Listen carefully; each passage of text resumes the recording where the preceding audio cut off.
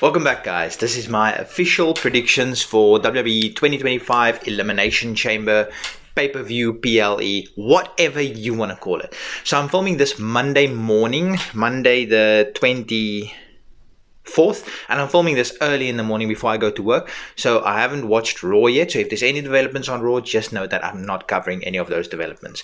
So let's get started with the match that I'm the least looking forward to, and that's Trish Stratus teaming with Tiffany Stratton. I almost couldn't get to her name, versus Nia Jax and Candice LeRae. This is going to be a good match. I mean, you've got three good workers, and then you've got another wrestler. I'm not going to say who's not necessarily the good worker. So this match, it's going to be a solid match, but let's be real.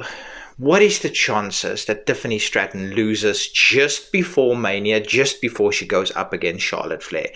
Honestly, the chance of this happening is so. The only way this could possibly happen is if Charlotte Flair were to somehow interfere in this match, which I don't think is going to happen. So this is the most obvious one to call. It's going to be Tiffany Stratton, and it's going to be Trish Stratus getting the W. And the one most likely taking the pin, unfortunately, is going to be Candice LeRae.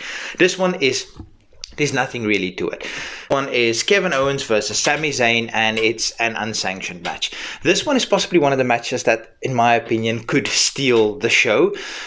Let's be real. Kevin Owens versus Sami Zayn. This is a WrestleMania match. But to be fair, they are in Toronto. They're both very proudly Canadian. So for them, this is their WrestleMania. The two of them, I think it was Kevin Owens who said, good friends, better enemies.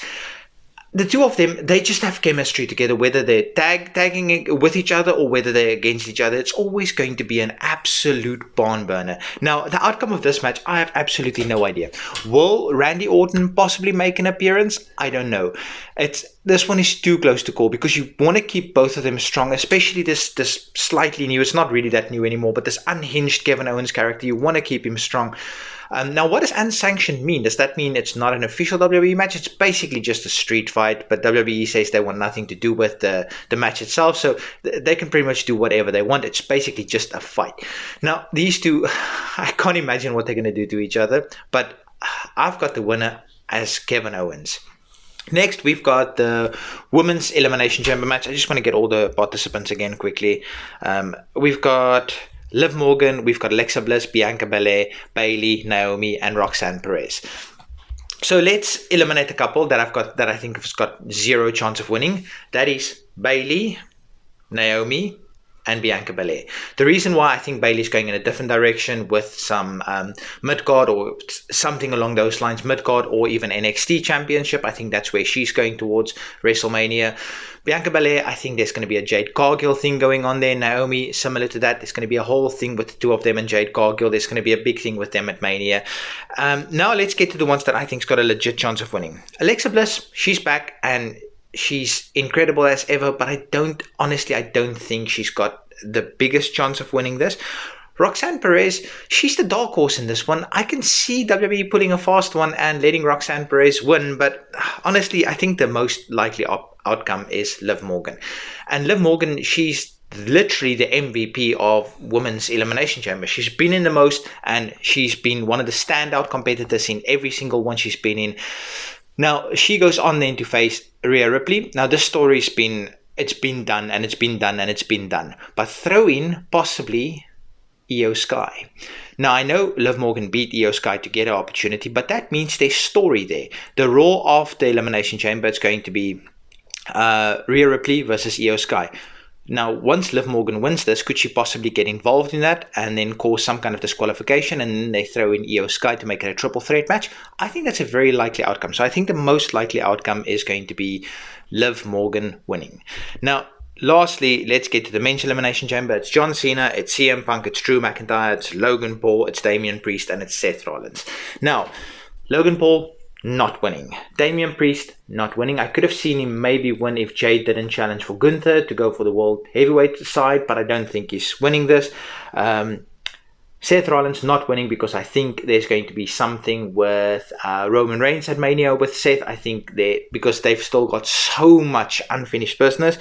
And Drew McIntyre, as much as I think he's over, I don't think he's winning this one. I think he's going to go a different route for Mania. So it's ultimately between CM Punk and John Cena. Now, we all thought it was between the two of them for the Royal Rumble, and we were proved incredibly wrong, or at least I was.